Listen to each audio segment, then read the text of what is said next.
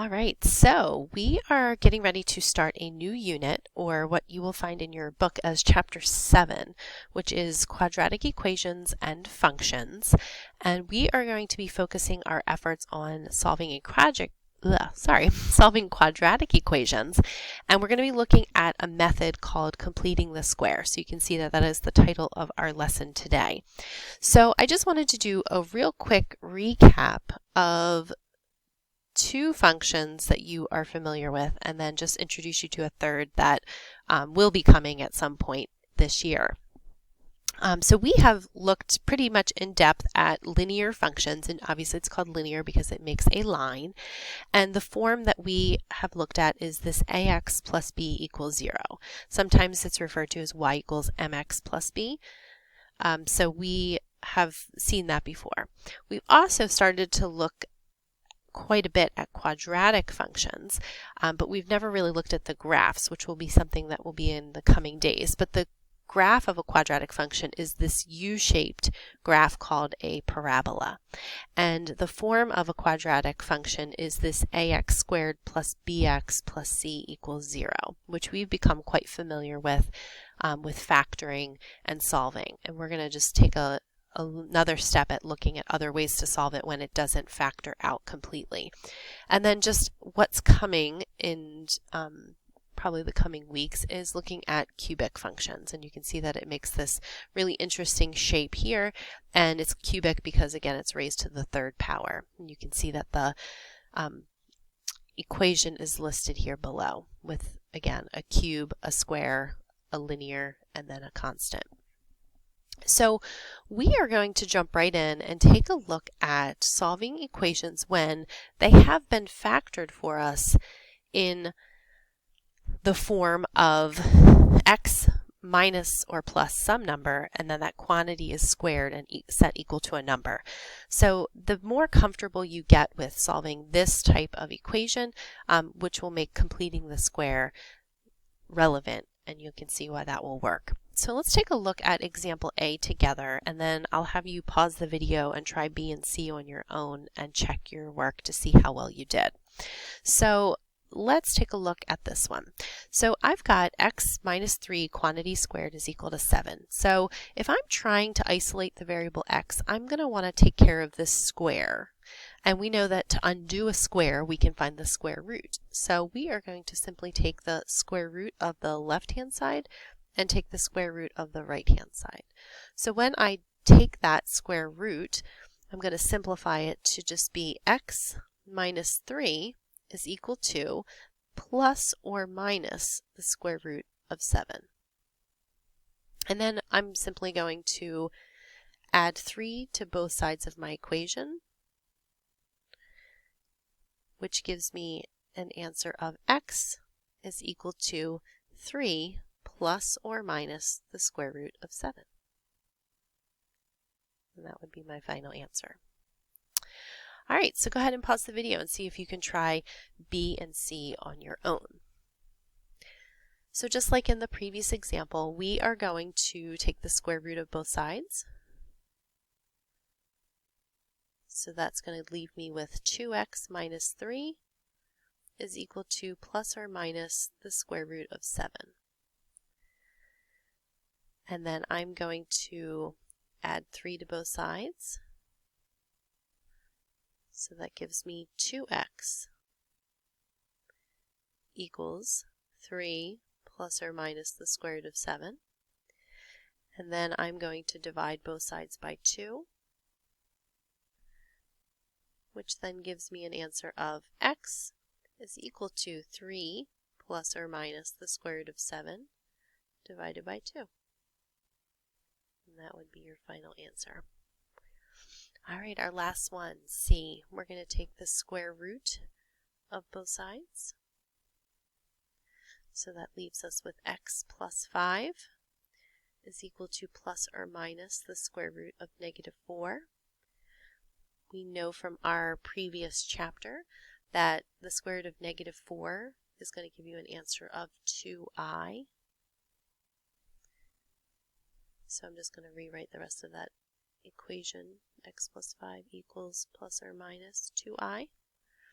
and then I need to subtract 5 from both sides. So that simply leaves us with x is equal to -5 plus or minus 2i. And that would be your final answer. Okay. All right, so now that we've got the hang of solving the equations in this form, we are going to be taking a look at specifically how to complete the square and solve equations. So as I mentioned, the method of changing the form of a quadratic equation so that the left side is a trinomial square is called completing the square.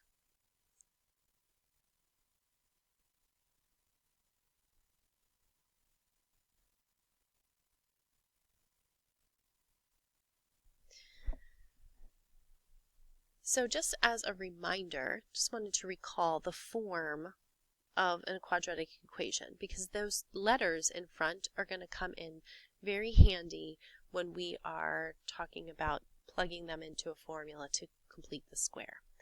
So I'm just going to rewrite this example on the right hand side. So I've got x squared minus 6x minus 3 equals 0.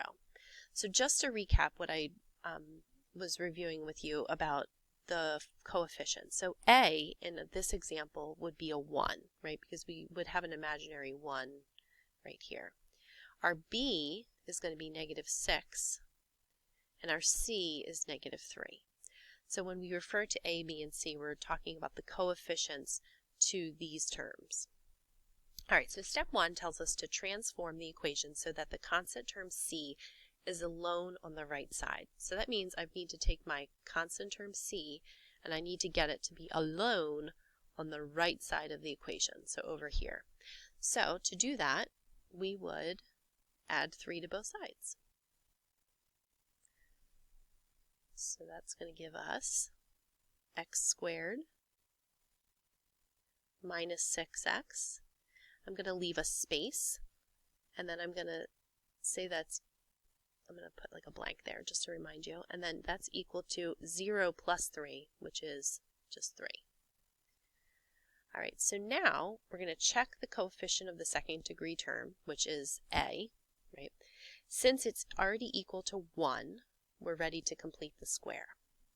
So completing the square is when we add the square of half of the coefficient of the first degree term, in other words, b, divide that by 2a, and then we're going to square it. And we're going to apply that to both sides, which is called completing the square. So if I have this formula here, this b over 2a, quantity squared, we're just going to simply plug in the numbers that we know. So b we already established was -6, and a is 1. And we're going to go ahead and square that. So that's going to be -6 divided by 2, which is -3, and then -3 squared is 9. So then we need to add that to both sides of the equation. So this now becomes x squared minus 6x plus 9 equals 3 plus 9. So let's go ahead and simplify that to be x squared minus 6x plus 9 equals 12. All right, next step is to factor the left side as a square of a binomial. So we're looking at the left side here, okay, to factor that. So what you will notice is that if I factor this, this would be x minus 3, x minus 3 is equal to 12. In other words, we can write that as x minus 3 quantity squared equals 12. You should notice that these now look like the equations we just solved in the previous page. So let's go ahead and solve that. So we need to find the square root of both sides.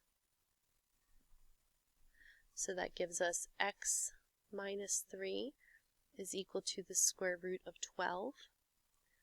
So then let's add 3 to both sides. And I get x equals 3 plus or minus the square root of 12. I forgot to write up here, sorry, plus or minus. And then we just need to simplify this into 4 and 3. So this gives us an answer. I'm going to just rewrite it up here because I'm running out of room.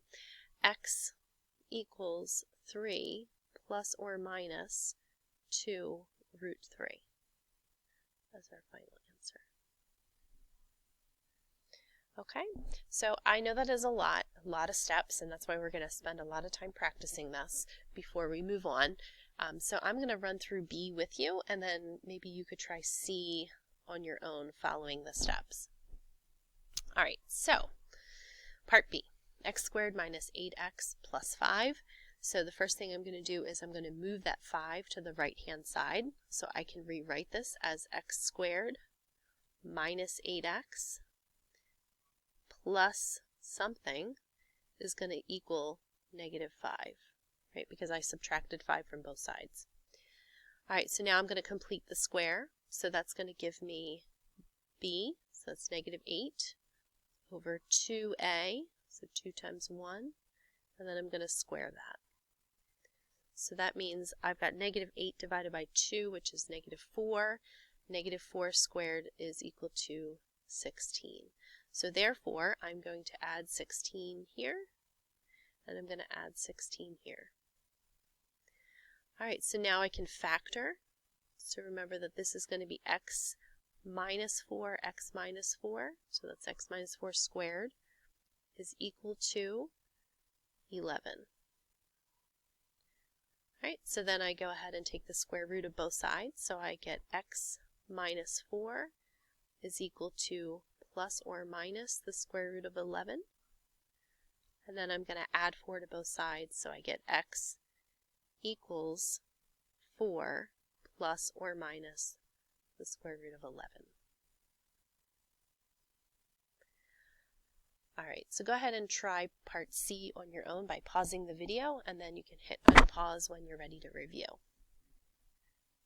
All right, so this one I'm going to subtract 4 from both sides, so I get x squared minus 4x plus a blank is equal to negative 2 minus 4, which is negative 6.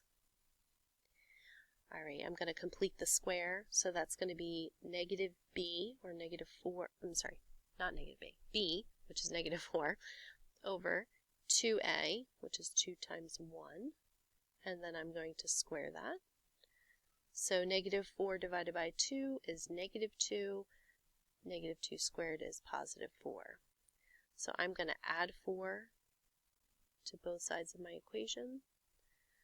So then I factor, and I get x minus 2 quantity squared equals negative 2. I'm going to find the square root of both sides. So that gives me x minus 2 equals plus or minus the square root of negative 2. So I'm going to go ahead and rewrite this with an imaginary number. So this is plus or minus I times the square root of 2. And then I'm going to add 2 to both sides. So I get x equals 2 plus or minus I root 2. That would be my final answer there. All right, so I have assigned some practice for you in the textbook with the answers so that you can check as you go through. Be sure to pop in one of our Google Meets. If you have questions, please make sure that you're starring or circling ones that you still have questions about so that we can go over these together. All right, I will talk to you ladies soon. Bye.